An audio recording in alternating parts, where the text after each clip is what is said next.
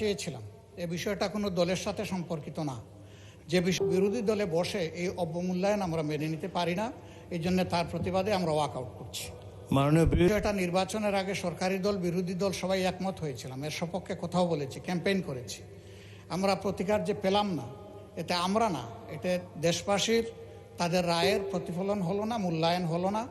আমরা বিরোধী দলে বসে এই অবমূল্যায়ন আমরা মেনে নিতে পারি না, এই জন্য তার প্রতিবাদে আমরা ওয়াকআউট করছি। মাননীয় বিরোধী দল নেতা, আপনি আমার বক্তব্য তো সম্পূর্ণ করতে দিলেন না। আমি আপনার পুরো বক্তব্য শুনেছি। আপনার ওয়াকআউট করা আপনাদের অধিকার, কিন্তু আমি বলতে চাই যে আজকে একটু পরে আরেকটি মুলতবি প্রস্তাব বিবেচিত হবে।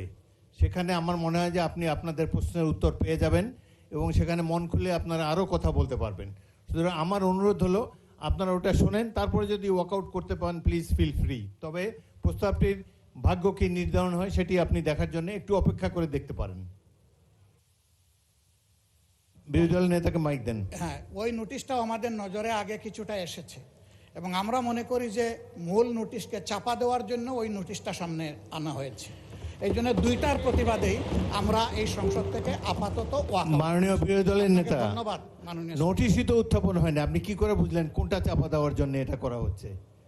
আমি অনুরোধ করছি একটু ধৈর্য ধরে অপেক্ষা করেন, নোটিশের বিষয়বস্তু শুনেন, তারপরে আপনারা feel free to walk out. আপনার অ্যাবসেন্সে এই হাউসে এই নোটিশটা পড়া হয়েছে, সংশ্লিষ্ট সদস্য এটা পড়েছেন, আমরা শুনেছি।